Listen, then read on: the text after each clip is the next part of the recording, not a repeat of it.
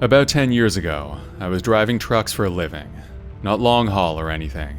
I never did overnight jobs. It was just a box truck with no sleeper cab. The job was mostly long, lonely hours on the road, but I didn't mind. It was a rainy, overcast day, and I was driving along a remote highway through farmland.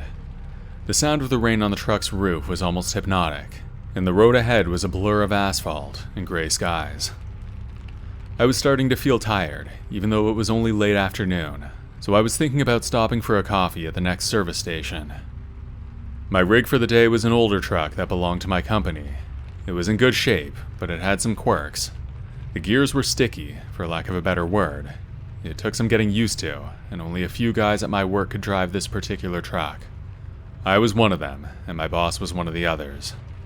I kept driving, knowing that the nearest stop was over an hour away. To the left on the highway, there was a car in a shallow ditch. It didn't look badly damaged, but it was definitely stuck. I slowed down, thinking somebody might need help. It wasn't uncommon for city drivers to misjudge the slick rural roads, especially in bad weather. I pulled my truck over to the shoulder and climbed out. The rain had eased up a little. It was barely even a mist. I stepped off the road into the ditch where the car was. I peered through the windows, but didn't see anyone inside. The car was empty, its engine off, and there was little to no damage. There was a large dent in the side, but it seemed to have come from something else. I walked around the vehicle, checking for any sign of the driver. That's when I heard footsteps behind me. I turned around to see a man approaching. He was wet, his clothes sticking to him, and he looked a bit disheveled. The man explained that it was his car, and then told me he had lost control and ended up in the ditch. He'd been trying to flag down help for the last hour. He seemed harmless enough, just a guy who'd had a bit of bad luck. I can give you a lift to the next town or the next service station, I offered. My cell phone doesn't have service out here, but we can call for a tow from there. He seemed relieved and thanked me.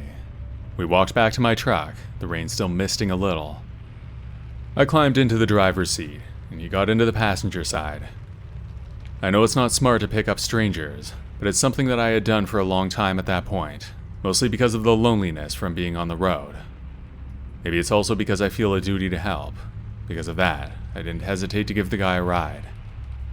As soon as we set off, the man started making me uncomfortable. I felt like he was looking at me, but whenever I turned to him, he turned away. We weren't talking at all. I tried to start a conversation, but he answered all my questions with a single word, or at most two. It was awkward, and I wished I hadn't offered him a ride. About 20 minutes into our drive, the man suddenly pulled a knife and pointed it at me. I swerved the truck out of shock, but managed to keep it on the road. "Pull over and get out," he ordered, his voice cold and steady. I had heard about highway robberies, but I'd never thought I would be a victim. Like I said, I had picked up people before and never had any problems. The man was holding the knife out, but keeping it a fair distance from me. I didn't get out right away, I guess because I was still in shock. He moved in closer though, and that was when I unbuckled my seatbelt and opened the door. As soon as I was out, he slid into the driver's seat, slamming the door behind me. I stood in the rain, watching helplessly as he tried to drive away, but he struggled with the gears. My truck was a bit tricky to drive, and he couldn't seem to figure it out. After a few attempts, he gave up. I could hear muffled cursing from the cab. After no more than 5 minutes, he got out of the truck and sprinted into the nearby field, disappearing into the rain and the rows of canola. I stood there for a few minutes, and then when I was sure he was gone, I climbed back into the truck, locking the doors behind me. To my relief, the keys were still in the ignition. I was worried that he would have taken them or thrown them away, but he wasn't that smart. I continued down the highway until I finally got a cell signal and called the police. They told me they would search the area and look into the abandoned car in the ditch. I never went back to the spot where the car was, but I did wait for the police at the nearest rest stop. When I talked to them, I found out that the car in the ditch was stolen, and my description of the man matched the suspect. I headed out after that and finished my day of work. The police called me a few days later, and I was told the man was caught wandering aimlessly through one of the canola fields next to the highway. Since the evidence was pretty clear, they didn't need anything else from me. I never found out exactly what happened to the man, but I think he did time in prison for stealing the 2 vehicles. After this happened, I didn't pick up any strangers for a while, at least a year, but eventually I went back to old habits. I try to be a better judge of character though, and never had a problem since.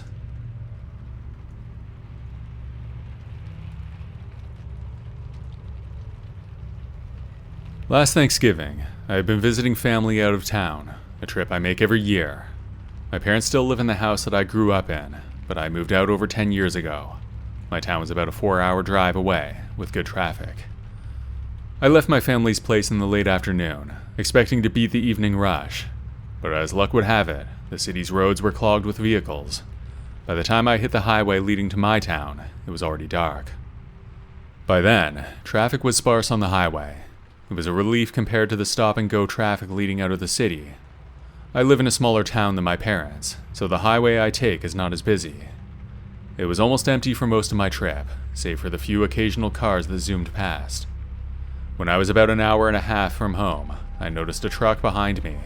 It was a dark pickup, and it looked newer. It was following me a bit too closely. At first I tried to ignore it, thinking the driver would eventually pass, but he didn't. Instead, he seemed to be deliberately tailgating me. His headlights were glaring in my rearview mirror. His truck had intensely bright lights. I almost thought he had his high beams on. Not quite, but almost. We continued on like that for a few minutes. I was watching out my rearview mirror, hoping he would back off or pass me, but that didn't happen. Eventually, he switched on his brights. The intense light blinded me, making it nearly impossible to see the road ahead. I felt a surge of fear because I thought I was going to crash. I had no idea who that person was or what he wanted. To avoid any trouble, I decided to pull over and let him pass. There really wasn't anything I could do other than that. It was so bright. I eased my car onto the shoulder of the road, expecting the truck to continue on its way. Instead, it pulled over too, stopping right behind me. I saw a man get out of the truck. He was large, but I couldn't tell much else. If I had any sense, then I would have driven away, but I was still trying to let my eyes adjust to the light, and I didn't think I could see properly. As he started walking towards my car, every instinct in me screamed that he was bad news. I remembered the pistol I legally carried for protection. I had never used it before, not outside of a shooting range, but as the man got closer, I felt compelled to take it out of the glove compartment. I hoped just having it out would be enough to scare him off. The man reached my car and started banging on the window, yelling something incoherent. His face was red with anger, but I still don't know why. I held the pistol out of sight, but within easy reach. I hoped he would just leave, but he didn't. It's when things took a turn for the worse. In a quick movement, the man pulled out a gun of his own. The situation was spiraling out of control, and I had no idea how it had come to this. I had to make a split-second decision. As he raised his gun towards me, I fired a single shot through my window. The sound of the gunshot was deafening in my car. I couldn't tell if the bullet had hit him, but he staggered back. Seizing the moment, I slammed my foot on the gas pedal and sped away. As I drove, I kept watching my rearview mirror, but the truck never appeared again. I honestly can't remember how far I drove, but eventually I pulled over and tried to compose myself. I had just fired my gun at someone. The weight of that realization was crushing. I called the police from the shoulder of the highway. They asked me to stay where I was and wait. As I sat there on the side of the road, I replayed the incident over and over in my mind. Even though I knew I was right, I was still praying that nobody was hurt. The police arrived, and I explained everything to them. They took my pistol and told me to stay in the car. I felt numb. After about half an hour, I was free to go. Later, I learned the man had also called the police, claiming that I had assaulted him. It turned into a complicated situation, his word against mine. He wasn't hit by my shot, something I was profoundly relieved to hear. Despite what I told the police, there were no charges filed against either of us. The police concluded that there was insufficient evidence to proceed with any criminal case. I was questioned extensively, but in the end, it seemed like a stalemate. I had been prepared to defend myself, but I never imagined that I would be in a situation where I had to use my gun. In my opinion, the guy in the truck was trying to rob me. That's what I think, because there was no reason for him to do what he did before we stopped. I wasn't driving like a jerk, and I didn't do anything to him. There simply isn't any other explanation for it. Although it was a tough experience, I'm glad to put it behind me. The reality is that it could have gone much worse. I don't even want to think about what could have happened if I hit him. I may have lost my freedom for a long time. Also, I could have been charged for discharging my firearm where I did. It was definitely illegal to do that in the area. They let me off for that though, because of self-defense. I was only a little over an hour from my town, so I'm worried that I'll run into the man in the truck again sometime, but that hasn't happened yet. It's been just over a year, so it's still possible.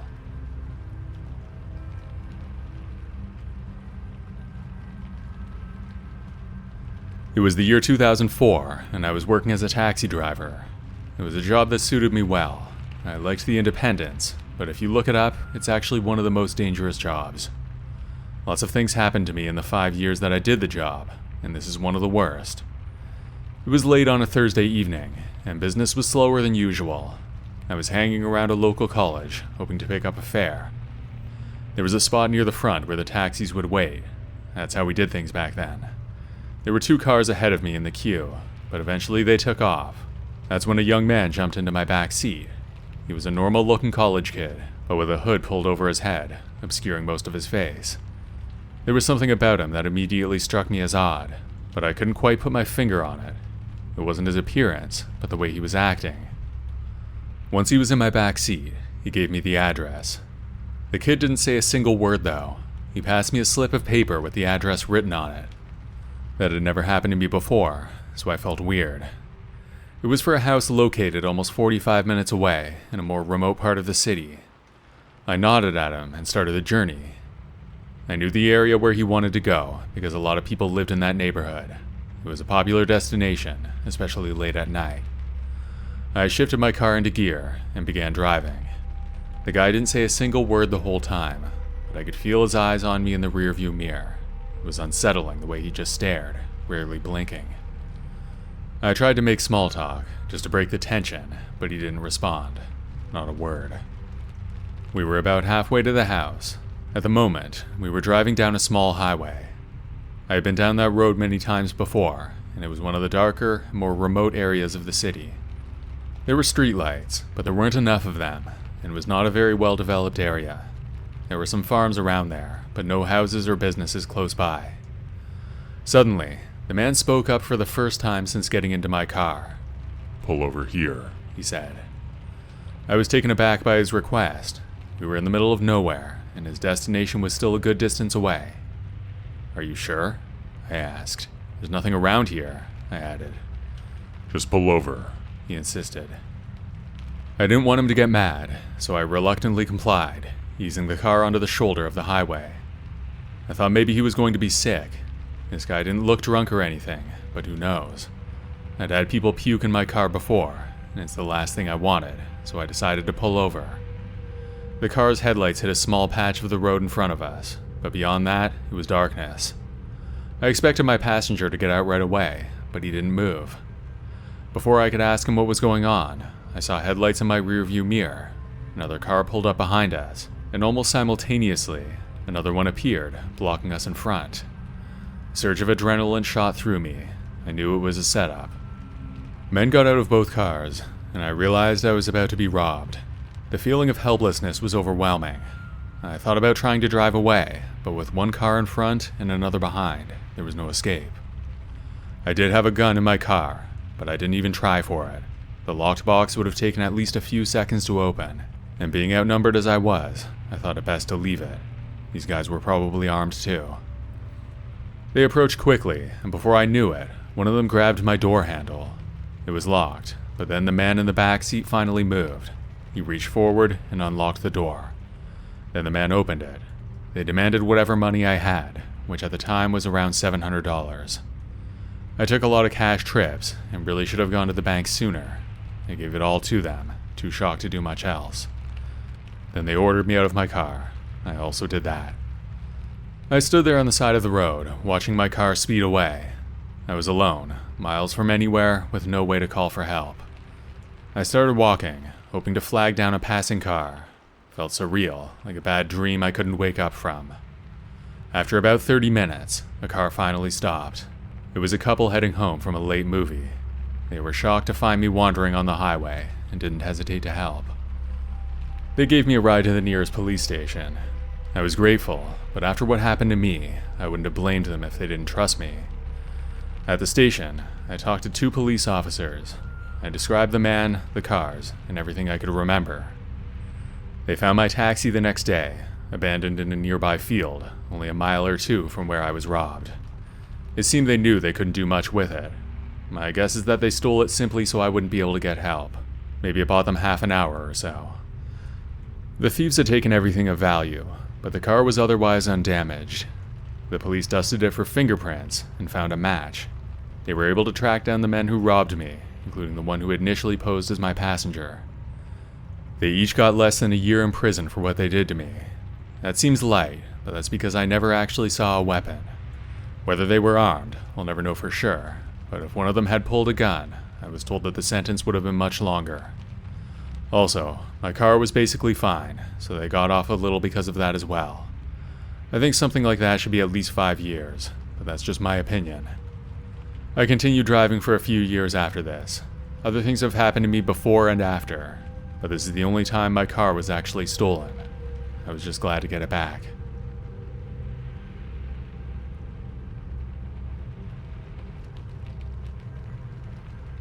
This happened about 5 years ago, when I was in high school. I lived in a suburb and went to school about 15 minutes away.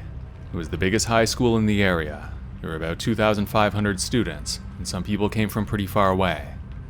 Therefore, some of my friends ended up being from different parts of our city. My friend Mark lived in a house up in the mountains, quite a bit removed from the rest of us. His family owned a large old house surrounded by dense woods. I used to visit him sometimes, and we would hang out, play video games, and sometimes explore the woods. A few of my other friends would head up there roughly once per week. It was about 45 minutes each way, so that's why we didn't visit more. Other than myself, it was usually Andre and Ben who would go up to Mark's place. One of us would drive each time, and the others would pitch in for gas. It was usually me driving, because my parents would always let me take the car, and they didn't care when I brought it back. On a Friday night, the 3 of us headed up to Mark's house. Mark's parents were away, so we got to have the place to ourselves. I was driving, but the others were having some drinks while we sat on Mark's back deck. The sky was clear, and the moon was full, so we were all enjoying the view of the sky from Mark's patio. That was one of my favorite things about going up there. The stars just aren't the same in my neighborhood, with all the street lights and other houses. It was way past midnight when we finally decided to head home. Ben had a little too much to drink and passed out, so Mark let him stay the night.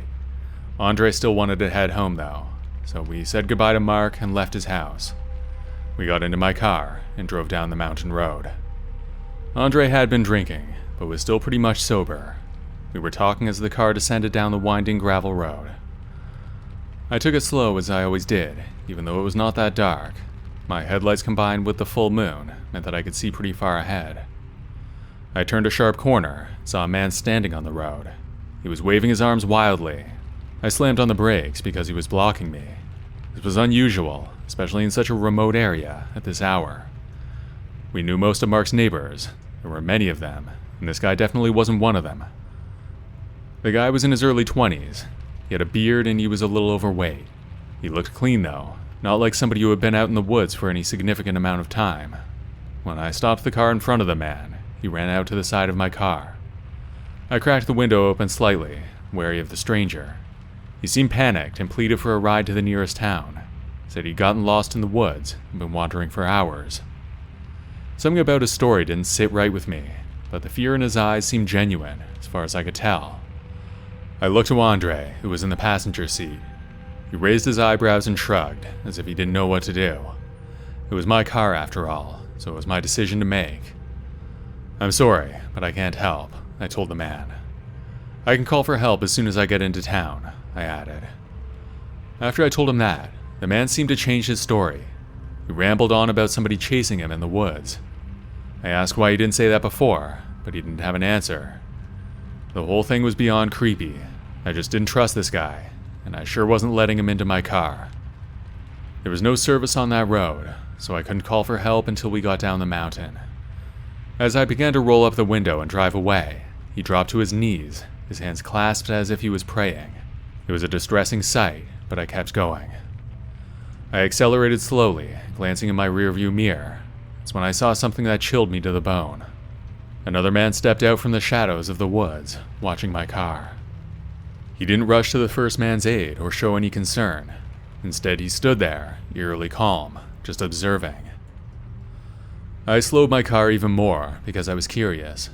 We watched out the back window as the first man got up off his knees, then the two of them walked off the road and out of sight. It didn't look like either of them hurt the other, so I thought they were together in some way. My first thought was that it was a trap. I pressed the gas harder, putting distance between my car and the two men. Andre and I talked for the next 10 or 20 minutes. We discussed what might have happened if we'd given the first man a ride. Maybe the other man would have jumped out and robbed us. That's all we could think. I kept checking my mirrors until the road straightened out and the woods gave way to open fields, then eventually houses and streetlights. As soon as we had cell service, Andre called the police. As I listened to him explaining what happened, I knew how ridiculous it sounded. Even still, Andre told me they were sending officers to check it out. When I finally got home, my parents were asleep, but I wished they were around to hear what happened. I went to bed but hardly slept. In the following days, we never heard anything from the police. I knew it was a long shot, but I hoped they would find something out there. Those men would have had plenty of time to hide or get out of there before the cops came. Also, how could the cops have ever proved who it was? Even if they found them, all they would have to do was deny it. I didn't see any car nearby, but it would have been easy to hide one in the bushes off the side of the road. I've had some time to think about it, and the only thing that makes sense is that it was a trap. There's no doubt in my mind that we would have been robbed or killed if I let that first man into my car.